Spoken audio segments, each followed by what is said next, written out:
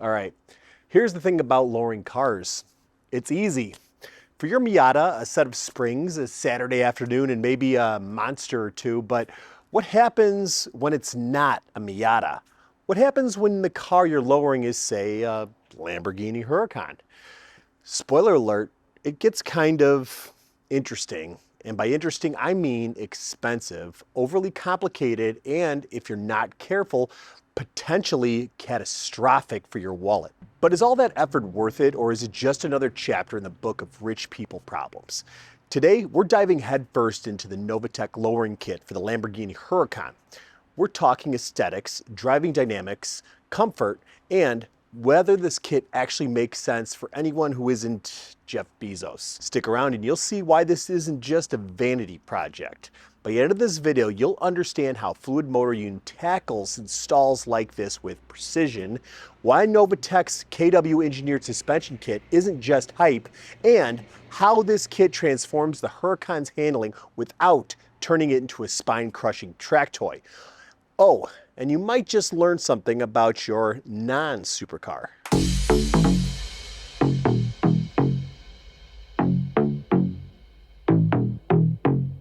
All right, now this Lamborghini Huracan has a highly desirable option, which is the front lift system. Now that gives you an additional 1.5 inches to clearance things like speed bumps and other road obstacles that you might come across. And it's very smart for trying to keep this front end from being scraped like we see so often on vehicles, especially exotics, supercars. Just usually their stance and the way they have their front end tends to be a little bit more aggressive even before you lower it. Now, we're lowering this with Novatec's kit, and it has the adaptation to be able to work with the factory lift system, and I'll show you what that factory lift system looks like. Basically, it's a little airbag that goes over the coiled spring in order to pick the car up that distance in order for you to make the clearance on whatever you come across. Now, unlike its earlier predecessor, the early gens had adjustable coilovers that gave you some adjustments so you could lower these things without having to buy another system. Unfortunately, the newer setup comes with a non-adjustable coil spring setup. So that's why we're going to the Novatech system, which replaces this bottom spring holder with a new style that is adjustable that allows you to pick the suspension up and down while retaining this airbag setup. It's going to allow the customer to get the stance that he's looking for, but while at the same time maintaining the functionality of the lift system and dialing that height that he's looking for. Now you might be wondering what comes in the kit. What we have are springs front and rear, no shocks obviously. What this is, like I said, it's going to replace that bottom spring holder with this threaded collar. This has the ability to lock down via this Allen screw. That keeps it from moving over time with road bumps and things that might spin this thing down. You lock it into place.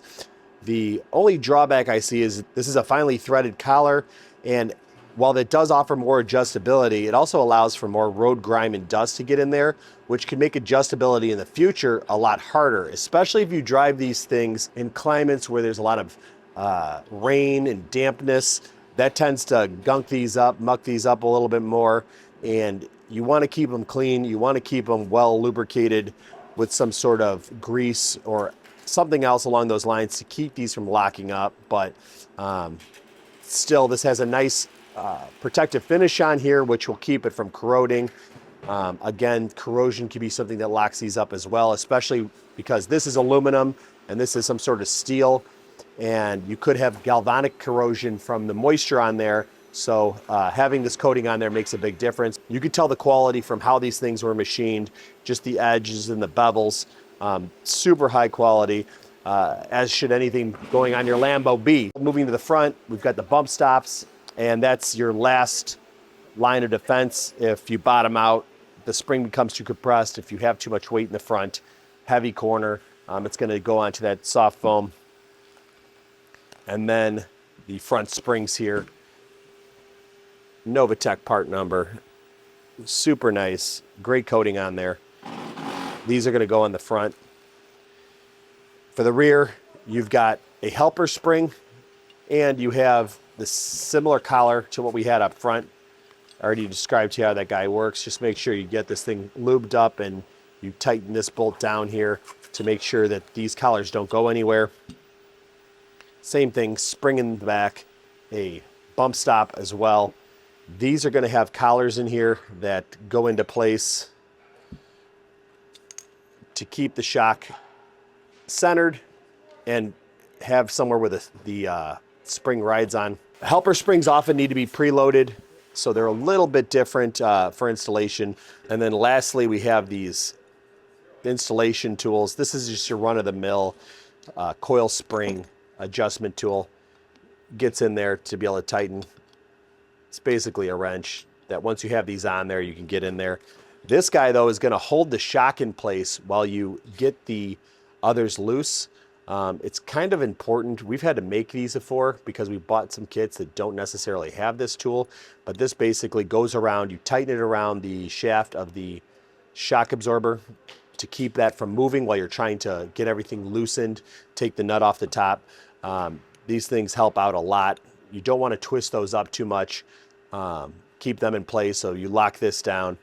These two tools are going to be key in getting your system apart, but should have everything we need here to get this thing lowered and down. Looking good. Now the helper spring helps to keep the regular spring on its perch under full suspension travel, meaning that if the suspension for some reason has to go full droop to full compression, this guy constantly keeps it seated by allowing pressure. It's not really supposed to help the ride. It's more just supposed to keep this thing in place in case you do run into a situation where you have a high rate of travel. You don't want this guy coming out, getting caught up one way or the other. This keeps this on the perch at all times and keeps it from rattling around, noise-free operation, and the spring where it should be. I'm sure you're all wondering that when it comes to lowering it, is an exotic car really that much different than your everyday run-of-the-mill car?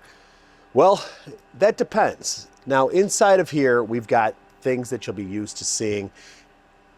Upper control arms, lower control arms. Now, a lot of exotics like to go with this double wishbone setup.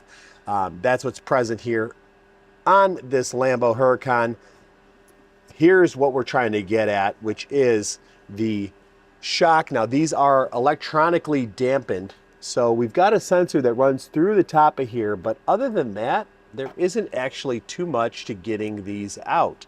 We shouldn't even have to mess with a lot of the adjustment or alignment angles in order to do this job until after we have it sitting where we want to sit. Then we might check the alignment and correct if necessary. But just taking a quick look at here, here's what we're going to go after. We've got this bolt way up here, which holds the shock down. And then we've got this bolt on the knuckle here. And basically, if we get those two out, we shouldn't even have to unload or compress this shock. It's just a matter of getting it out. So first of all, this wheel well, that's going to have to come out. This sway bar link is going to need to be removed, so that way you can see the bolt runs through here into the shock. That's going to have to come out in order to get access to that. But honestly, once we have those two out, fender liner, sway bar, and the two bolts that hold it in, we should be able to drop this down and get it out, and I'll show you how that looks. So we've already got this going on this side, and you'll see right away, this is the sway bar link. Now you can see the bolt, we've just got backed out of there. We didn't even have to take it all the way off in order to gain access to it.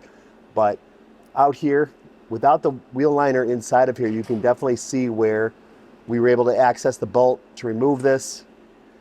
This is threaded into the body. It's just a matter of accessing this bolt here, which you can spin out little by little until you get it out, and then it just kind of goes into that pocket. Very nice of Lambo to do that. Now once you have the rear shock out, it gets a little bit more complicated, but I'll show you what goes into that. Taylor's here hard at work on the rears. He's got them pretty much already disassembled, but the tricky part here was getting the pins out of the connector here in order to get this shock out and through the mount.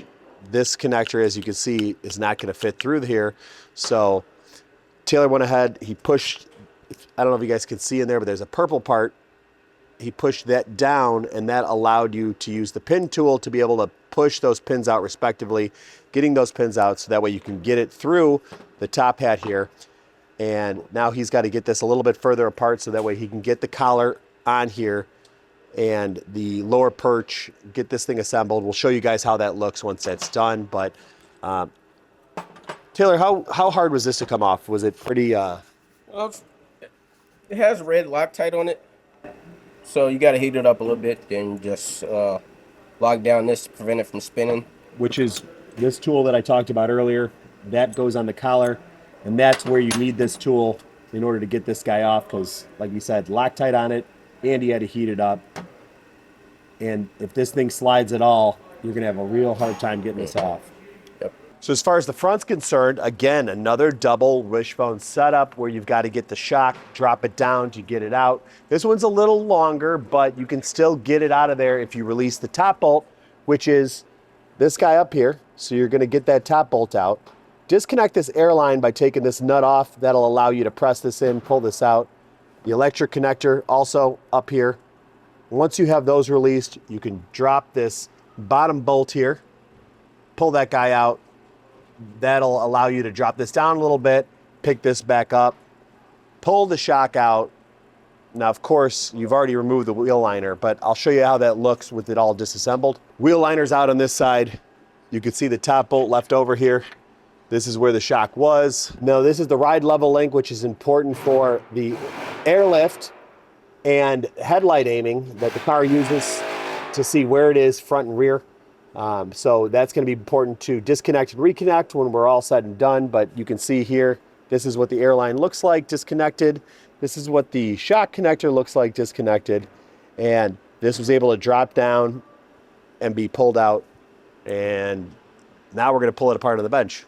And this is what it looks like when it's all said and done. You can see this is where the collar went. We've got the lock spring on here. The airlift stayed up top, threaded right onto the old shock. It's just a matter of installing the spring, the collar, and the adjustment piece, and looks like it belongs in a Lambo. But now we just got to get this back in here, get this installed, and then we can start messing with the height and seeing where this thing is going to sit. All right, so the gap between the fender and the center of the wheel is about, I want to say 14 3/4. The maximum it could be, well, the minimum it could be is 14. So I got about 1/4 of an inch adjustment I can do. But for now, we're just going to max it up with the other side since these are different tires on them. We're going to adjust the back and the front just to see where it sits once we get it back on the ground. Yeah, that's kind of the frustrating part about doing these cars, that a lot of people don't realize above and beyond the actual install time of the suspension is just because the height of the collar is a certain distance doesn't mean you're lowering it by that distance, because as the spring gets tighter on there, it's progressive, so the lowering actually gets less and less. So you can't just be like, oh, well, this is where it's at, I want to lower it an inch, and you drop it an inch. It doesn't always translate out that way, and there's a lot of trial and error. And then especially if you have a car like this with a little bit wider wheels and tires, you could potentially like get this car too low where you create a rubbing issue, and then you have to go back up. So this is very time consuming. It's very annoying, and it's probably a little bit of a pain in the butt for Taylor here because he's got to do it again. And hopefully you don't have to, but the more of these you've done, you kind of can get a eyeball or in your experience of where to put it. And Taylor got it pretty close, but now he just has to match up the sides, which is pretty good. You know, myself, I've had to do these 3 or 4 times, so getting it done on two adjustments is pretty good. So he's going to set that up, and then we're going to see, hopefully nothing touches. And here's the kicker. Novatech didn't just slap a fancy logo on these springs. They partnered with KW suspensions to ensure the ride quality remains stock or better. And the reviews aren't too hard to find, with one Lambo Talk forum member stating, after 150 miles on these springs, no issues, no scraping, no clunks, no codes, and the ride, actually slightly softer than stock, with better body control. In sport mode, it's smooth and refined. In Corsa, still brutal, but that's just the Huracan doing Huracan things. Now, this isn't just hype. It's comfort, precision, and engineering rolled into a single upgrade. Why Novatech? When you're in the exotic world, the name matters. And Novatech has been perfecting Italian exotics since 1989, and their partnership with KW ensures these springs aren't just functional. They're precision engineered to work seamlessly with the Huracan's factory suspension dampers, including the lift system. Whether you're driving a Spider, a Coupe, or a Prefermante, the Novatech has always a way to drop it. Here's the hard truth. Mods almost never add value to your car. In fact, they usually subtract.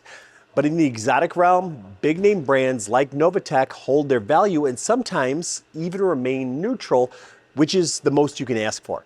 Think about it. If you're not losing twice when you install and sell, or 3 times if you have to uninstall before listing the car just to keep the price intact, that's where quality and brand reputation actually matter. You wouldn't slap a $400 eBay coilover on an E46 M3 and expect buyers to line up. It's the same concept here, but scaled up. Spending a bit more now might actually save you down the road. And we've covered exactly this in our detailed video, Will Mods Ruin Your Lambo's Resale Value? Let's not kid ourselves. This is about looks just as much as it's about anything else. A lowered Huracan doesn't just look aggressive. It's supposed to look downright unapproachable. The razor sharp lines go from supercar to hypercar, and it can be just because you dropped it just right. Even on a regular car, a subtle drop really does work wonders. That Civic or Golf sitting perfectly flush, that's proof that lowering a car can make anything look intentional. The same principle here though, with the Huracan, there's just way more zeros. But lowering isn't just a beauty contest. It gives you a reduced center of gravity. The handling improves, sharper cornering, a more stable, high-speed drive. It just makes you feel planted when you go hunting for twisty roads. But here's especially where the Novatec kit that KW built in conjunction comes into play. These lower the Huracan 20 millimeters in the rear and 30 up front. And it still retains the factory dampers and, most importantly, the nose lift system. Your buddy's WRX corners better when it sits just right, and the same principles here is used with the Huracan suspension, not against it. So you get the looks, you get the handling, and you don't lose the car's usability. So unlike regular cars, this car has 3 modes that you can put it in to adjust driving: Strada, Sport, and Corsa. Corsa, of course, being the track-orientated mode. And you can feel a subtle change in between all of them, but none of them really change the car's driving, where on a car with typical lowering spring setup where you just replace the springs can make something ride too rough or too jarring. This really does feel like it's meant for this car and was dialed in to affect it, if anything, positively. If anything, it makes these driving modes feel a little bit better, which is unique, I'd say, with the lowering spring kit, but give it to KW and Novatech to come up with something that kind of feels like it should have been there to begin with. And I'd hate to say it, but honestly, if I'm ever in this situation to pick up a exotic or a hypercar, even with the seemingly luxury tax added on to this kit, it feels like it's worth it, and it feels like something I'd probably have to opt for, given that allows you to adjust the height to where you want it and still retain all these features. It's kind of one of those no-brainers if you really want to lower your car. The payoff, the Huracan looks insane. The stance is just right, and it's basically not too low, not slammed enough where you can't drive it. And it feels somehow tighter, sharper, and more confidence inspiring. And here's the wild part. It's still smooth enough that it doesn't feel like you could have to daily drive it with your chiropractor on speed dial. So what did we learn today? The Huracan isn't just for Instagram, it's about doing it better. having better handling, having better aesthetics, and keeping that everyday usability intact. Novatech with KW Engineering nailed the balance. And here's where it applies to you. Spending a little extra on a well-reviewed, reputable brand might feel like overkill, especially when cheaper options promise the same results, but the difference shows up when it matters most: driving on the road. Whether it's avoiding costly issues or maintaining the resale value, skipping the painful process of undoing a cheap mod, well, you get what you pay for. And with something like this, sometimes you get it twice. I wouldn't say this is just a mod, it's an upgrade. It's like the car was saying, oh, you thought I was cool before? Watch this. Now it's your turn. What exotic benefits the most from a proper lowering job? Is it the Huracan or is it something else entirely? Drop your comments below, and hey, while you're there, hit that like button and subscribe. The more support you give us, the more ridiculous mods we can bring to the screen. So stay loud, stay curious, and we'll catch you next time.